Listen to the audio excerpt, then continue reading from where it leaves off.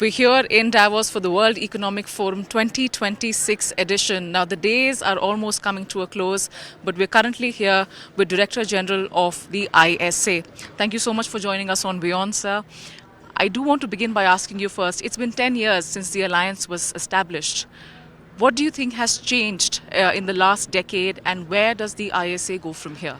Yeah, thank you, Dharmjot, for having me. Just first look from the success, from the fact that it has 125 countries as members of the treaty-based organization headquartered in India for the first time. What does it represent? It represents a global aspiration of South to lead this movement. The other part of this is it took 25 years for the world to do 1,000 gigawatt of solar. ISA was set up to facilitate 1,000 gigawatt by 2030. The world has already done 1,000 gigawatt just in the last 2 years. The question is, why is the world doing so much of solar? The world is doing so much of solar because it is the cheapest form of energy for solar and storage for 95% of our countries. So it's the economics, I believe, rather than the climate change that is driving. As you know, most of our member countries are from Global South. We have Africa, where 600 million people still do not have energy access. And they are looking at countries like India for a model of how to have energy access, energy security at an affordable rate. Because to keep the cost of energy low, while energy is the artery of economic growth, is extremely important. So ISA continues to be very relevant to meet energy access and energy security needs of our 125 countries. In fact, so you mentioned India and South Africa, and I want to ask you about the Global South in general again to take the conversation forward. We do know it started with India and France, but clearly the Global South has come under the lens quite a bit, especially in the last few years. How much of an influence does the region have with respect to this global alliance, and how do you see it leading forward in a world where we've seen so many Western-led alliances and blocs in general? What does ISA do differently, especially in the Global South perspective? That's a great question. And I'll tell you why we are in Davos linked to that. The first question is, how do you get from ambition to action? And how do you get from pilots to platforms? Because that is what countries are talking about.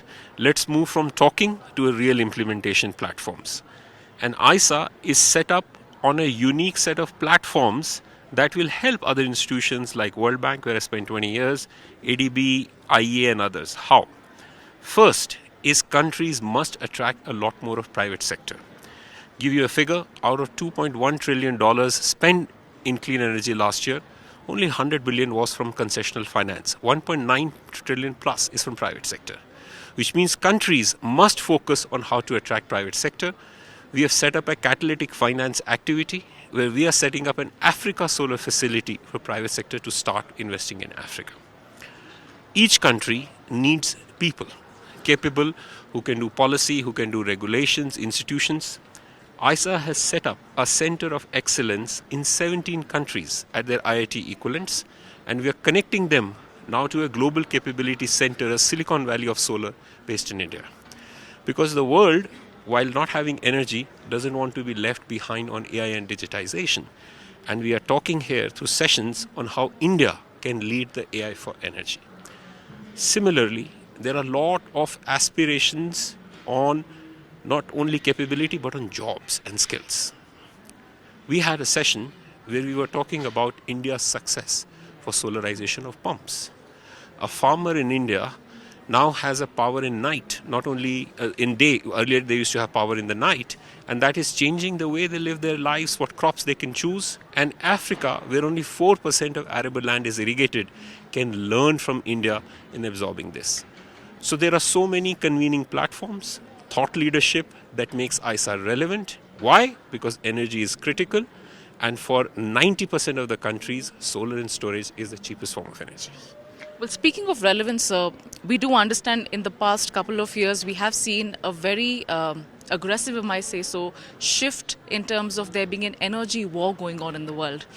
And even though we do understand India is playing a large role in terms of making sure they don't get stuck in this war, How do we see the country and even others at large, not just India, but the global south, so many other developing countries?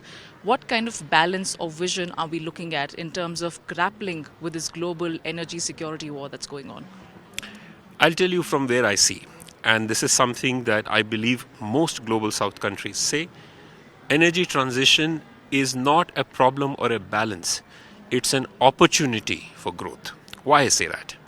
Each country is endowed with certain resources. Some may have gas, some may have coal, but economically they will see what is the least cost with the right energy security manufactured locally. And there, as I just mentioned, solar and storage. Let's give you an example of India. We are discovering prices with storage of 3.5 US cents, whereas the price of coal, new coal, is roughly 7 or 8 US cents. So just as India is showing, Vietnam is getting, Africa also. So the way I see it is that the big players may have different technologies, but each country will choose what is best for them, what is good for their own growth, what is good for their own job creation. And we advise, like India does for itself, all other countries, let's work together, co-create solutions that make sense for each country. That sounds very insightful, sir. Clearly, a lot of conversations to be had on multilateralism and coming together, but also finding a balance with respect to finding the correct solutions for each and every country with respect to what they have and what they really want to achieve. Thank you so much for talking to us here on WION, sir. Thank you so much.